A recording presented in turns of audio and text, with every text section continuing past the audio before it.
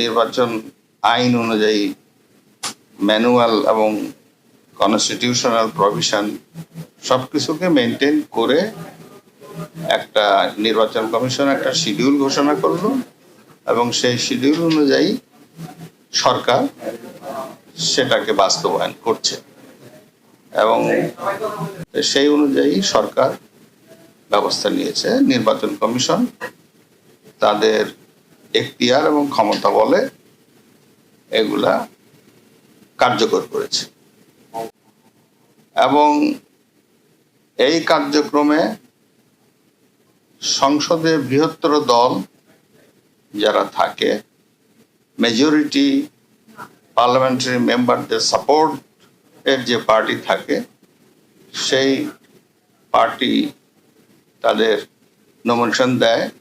বিরোধী দল থাকলেও বিরোধী দলও নমিনেশন দিতে পারে, সে অধিকার প্রত্যেকেরই আছে। যে কোনো সংসদ সদস্য তাদের দল থেকে মনোনয়ন নিয়ে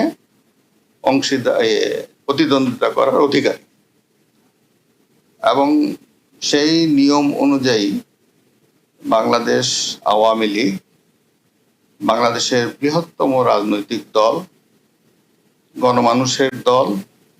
তাদের দলের নেত্রী আপনার হাউসের লিডার তিনি হলেন জননেত্রী বঙ্গবন্ধু কন্যা শেখ হাসিনা। একদিকে তিনি হচ্ছেন লিডার অফ দি হাউস, অপরদিকে তিনি বাংলাদেশের প্রধানমন্ত্রী। তো স্বাভাবিকভাবে এই নিশ্চয়টা তাকে নিতে হয় এবং সেই অনুযায়ী পার্লামেন্টে সামনে নির্বাচন সেহেতু আওয়ামী লীগ পার্লামেন্টারি পার্টির একটি সভা উনি ডাকেন, সভায় সকলের মতামত জানতে চান। আমাদের মাননীয় সংসদ সদস্যরা তারা সকলেই এক বাক্যে মাননীয় প্রধানমন্ত্রী বঙ্গবন্ধু কন্যা দেশরত্ন জননেত্রী শেখ হাসিনার উপরে তারা এই ভারটি অর্পণ করলে তিনি গতকাল সকালে তার দলীয় ক্যান্ডিডেট ঘোষণা করেন। তার আগে উনি, এটা নিয়ম ওনার, স্বাভাবিকভাবে যাকে তিনি করবেন তার অ্যান্টিসিডেন্টস এর খোঁজ নেওয়া, দেশের গোয়েন্দা সংস্থা যারা আছে তাদের মাধ্যমেও করা। ওনার নজরেও যারা আসছে বিভিন্ন সময়ে দল থেকে, দলের বাইরে বিভিন্ন ব্যক্তি, তো উনি তো সবই জানেন, A to Z জানেন। এদিকে যেহেতু আগের থেকেই দেখা যাচ্ছিল যে জাতীয় পার্টি, বিরোধী দল তারা রাষ্ট্রপতি নির্বাচনে দলীয় ভিত্তিতে অংশগ্রহণ করবে না। তারা এই দায়িত্বটা সংসদে বৃহত্তর দল বাংলাদেশ আওয়ামী লীগের উপরে অর্পণ করে নাই, তবে তারা এ বিষয়ে নীরব ছিল। তবে আমি প্রচার ও পাবলিকেশন সাব কমিটির চেয়ারম্যান আওয়ামী লীগের, সেই হিসাবে আমি এক সপ্তাহ আগে প্রচার ও পাবলিকেশন সাব কমিটির আমরা 3 জন সদস্য উনি ডেকেছিলেন এবং আগামী নির্বাচন সম্পর্কে আওয়ামী লীগের দৃষ্টিভঙ্গি কি হবে ও প্রচারণা আমরা কিভাবে করব এবং দেশের যে সামগ্রিক মূল্যায়ন, উন্নয়নের মূল্যায়ন এদেশের সাধারণ মানুষের কাছে তুলে দিতে হবে এবং উনি একটা দিক নির্দেশনাপূর্ণ বক্তব্য আমাদের কাছে তুলে ধরেছিলেন যে নির্বাচন স্বচ্ছ, স্বাধীন এবং নিরপেক্ষভাবে নির্বাচন করতে চাই। এক্ষেত্রে নির্বাচন কমিশনের সহায়তা দেওয়া হবে। নির্বাচন কমিশন তাই চায়, সরকার তার সাধ্যমতো সকল সহযোগিতা নির্বাচন কমিশনকে দিবে। নির্বাচন কমিশন একটি স্বাধীন প্রতিষ্ঠান, তবে তাদের কিছু সাপোর্ট নির্বাচনকালীন সময়ে লাগে, যা তিনি একদম নিরপেক্ষভাবে নির্বাচন অনুষ্ঠানের স্বার্থে, নির্বিঘ্নে নির্বাচন অনুষ্ঠানের স্বার্থে দেওয়া হবে বলে তিনি আমাদের কাছে বলেছিলেন। আরো বলেছিলেন দলকে দলের মতো করে কাজ করে আর এমপিদেরকে নিজেদের যোগ্যতায় ভোটে জিতে আসতে হবে। এখানে ম্যানিপুলেশনের কোনো প্রশ্ন নাই। তার মনের মধ্যে স্পষ্ট এবং পরিষ্কার যে আমি এমন নির্বাচন দেখতে চাই যে নির্বাচন জাতীয়ভাবে আন্তর্জাতিকভাবে এটা গৃহীত হবে। যেহেতু আমরা তিনজন ছিলাম, আমি ছিলাম, সাদেকা হালিম ছিল আমাদের কো চেয়ারম্যান, তার সঙ্গে সোবান গোলাপ উনিও ছিলেন সম্পাদক। কথা হয়েছে, কথা হওয়ার পরে সে সময়ও কিন্তু আমি বুঝে উঠতে পারি নাই যে সামথিং ওনার মাথার মধ্যে আছে। আমি নির্বাচনে প্রচার ও প্রকাশনা সাব কমিটির চেয়ারম্যান হিসাবে কিভাবে কাজ করব, এই প্ল্যানিং গুলো আমি করব বলেই আমরা সেদিন কথা বলে এসে ভাবতেছিলাম। যারা তৃণমূল থেকে বঙ্গবন্ধুর আদর্শে বিশ্বাসী হয়ে পরতে পরতে রাজনীতি করেছে, তাদের আদর্শ স্থির থেকেছে, ৭৫-এর মর্মান্তিক এই দুর্ঘটনার পরে, বঙ্গবন্ধু হত্যার পরে, সপরিবারে হত্যার পরে যারা আওয়ামী লীগ বা অঙ্গ সংগঠন সমূহের হাত শক্ত হাতে ধরেছিল, এই ধরনের ক্যান্ডিডেট আমি খুঁজতেছিলাম। বঙ্গবন্ধুর প্রতি কৃতজ্ঞতা, উনি আমাদের একটা স্বাধীন সার্বভৌম দেশ দিয়েছেন এবং যেই দেশে আজকে আমি, সেই স্বাধীন দেশের আমি আজকে সেনাপ্রধান। সমস্ত শহীদদের প্রতি আমার কৃতজ্ঞতা, সমস্ত মুক্তিযোদ্ধাদের প্রতি আমার কৃতজ্ঞতা। তারা তাদের সোনালী দিনগুলো আমাদের জন্য উৎসর্গ করেছেন এবং আজকে আমরা এই স্বাধীন সার্বভৌম দেশ পেয়েছি। আমার সমস্ত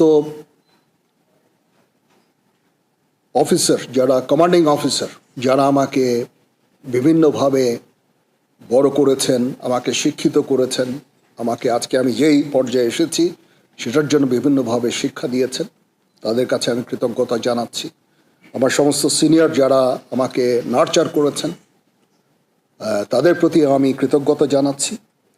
এবং মূলত যে কারণে আমি মনে করলাম আপনাদের সাথে আমি কথা বলি, সেটা হচ্ছে যে আপনাদের প্রতি আমার কৃতজ্ঞতা। আপনারা অতীতে সেনাবাহিনীর সম্বন্ধে বিভিন্ন যে সমস্ত রিপোর্ট করেছেন, অত্যন্ত দায়িত্বপূর্ণভাবে করেছেন। কোনোদিন আপনারা আমাদের বিব্রত করেননি। আপনারা জানেন সেনাবাহিনীর কিছু কিছু ইনফরমেশন আছে যেগুলো সংবেদনশীল এবং ওই দিকটা বিবেচনা করে আপনারা সব সময় বিভিন্ন রিপোর্ট করেছেন। আপনার কাছে এই জন্য আমরা অত্যন্ত কৃতজ্ঞ এবং আমি আশা করব যে পরবর্তী সময়েও আপনারা এই দায়িত্বের সাথে এই সমস্ত রিপোর্টিংগুলো করবেন। এবং আমি কথা দিচ্ছি যে কখনো, অতীতেও কখনো হয়নি এবং ভবিষ্যতেও হবে না, আমরা যে সমস্ত ইনফরমেশন আপনাদের দিব সবগুলো বস্তুনিষ্ঠ। এবং আপনাদের সাথে যে আমাদের সুসম্পর্ক ইনশাল্লাহ বজায় থাকবে। কখনো কোনো জিনিস নিয়ে যদি কোনো সন্দেহ দেখা দেয় বা কোনো ইনফরমেশন আপনাদের প্রয়োজন হয়, আমাদের আইএসপিআর আছে, আমরা আইএসপিআরের মাধ্যমে ইনফরমেশনগুলো দিই।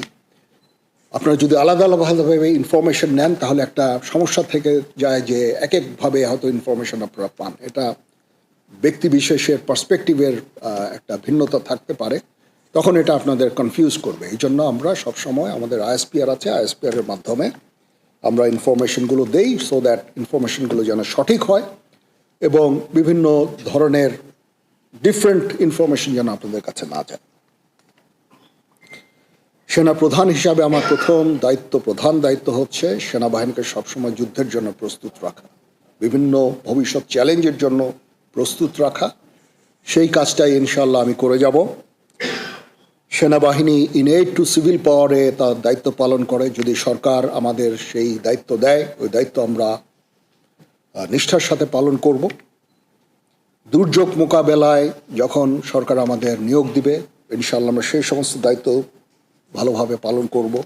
দেশ গঠনে আমাদের নিয়োগ দিলে সেটাও করব। বিশ্ব শান্তির জন্য আমরা কাজ করে যাচ্ছি। আমরা ইউএন মিশনে আমরা ডিপ্লয় হই, বিভিন্ন ইউএন অপারেশনগুলো আমরা করি, শান্তি রক্ষার জন্য, বিশ্ব শান্তির জন্য আমরা কাজ করে যাই। সেগুলিও ইনশাআল্লাহ জারি থাকবে।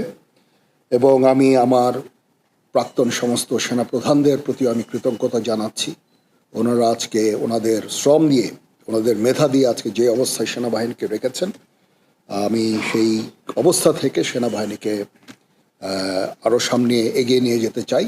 ওনারা অনেক পরিশ্রম দিয়ে করেছেন এবং সেনাবাহিনীকে একটা অত্যন্ত সুন্দর জায়গায় আমি পেয়েছি আমার এর আগে সেনাপ্রধানের কাছ থেকে।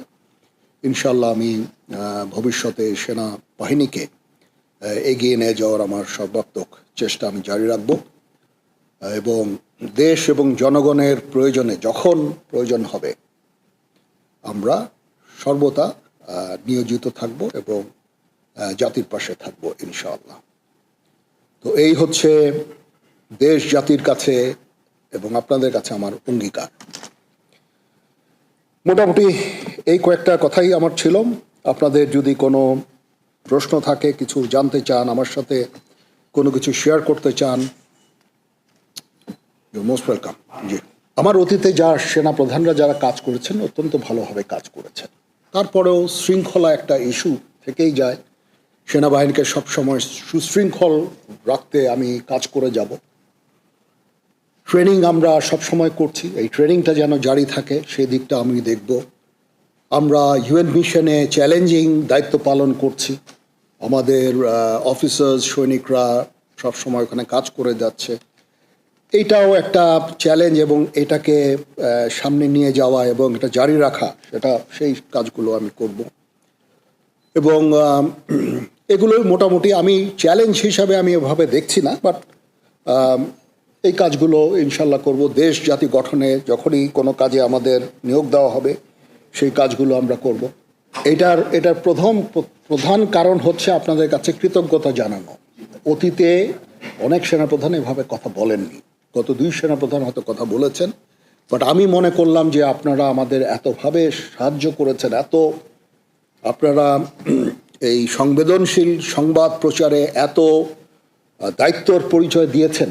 আমি যদি আপনাদের সাথে কথা না বলি সেটা মোটেই সমীচীন হবে না। আপনাদের প্রতি কৃতজ্ঞতা জানানোর জন্য বেসিক্যালি, এবং পরবর্তীতেও যেন আপনারা আমাদেরকে এইভাবে সাহায্য সহযোগিতা করেন, সেই জন্য আমি মনে করেছি যে এটা আমার জন্য অত্যন্ত জরুরি যে আমি আপনাদের সাথে কথা বলি। প্রথমত হচ্ছে যে আমরা এঙ্গেজড সমস্ত দেশগুলোর সাথে। মায়ানমারের সাথে আমরা এঙ্গেজড। আমাদের ওখানে ডিএ আছে, প্রতিনিয়ত ডিএদের সাথে তাদের সরকারের যোগাযোগ আছে এবং আমাদের মধ্যে একটা আন্ডারস্ট্যান্ডিং আছে। আমি এই মুহূর্তে মনে করি না যে তারা নিজেরাই নিজেদের দেশে অলরেডি একটা সিভিল ওয়ারের মতো নিয়োজিত আছে। সিভিল ওয়ারে তারা কোনো ধরনের অ্যাগ্রেসিভ কোনো কিছু করবে আমি বেসিক্যালি আমি মনে করি না। তারপরেও আমাদের সেনাবাহিনী সব সময় এই প্রস্তুত আছে। নেভি আছে, নেভি তার পেট্রোলিং বাড়িয়েছে, সেখানে তারা ফ্রিগেট পাঠিয়ে সবসময় পেট্রোলিং করছে। বর্ডার গার্ডও প্রস্তুত আছে, যারা সেন্ট মার্টিনসে ডিপ্লয় থাকে সবসময়, এটা আগেও ছিল। বাট ইন ডুইং সো আমরা কোনো ধরনের প্রভোকেশন আমরা করি না। মায়ানমারের সাথে আমাদের রোহিঙ্গা ইস্যু ছাড়া there is no other issue. আমরা চাই যে তারা এই রোহিঙ্গাদের ফেরত নিয়ে যাক।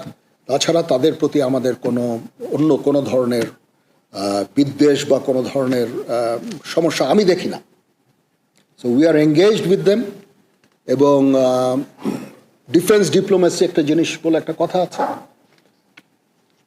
যখন 2 ফোর্সেস একে অপরের সাথে কমিউনিকেট করে সেই ফোর্সের পক্ষে হঠাৎ করে যুদ্ধ শুরু করা ভেরি ডিফিকাল্ট, এটা হয় না, ঠিক আছে?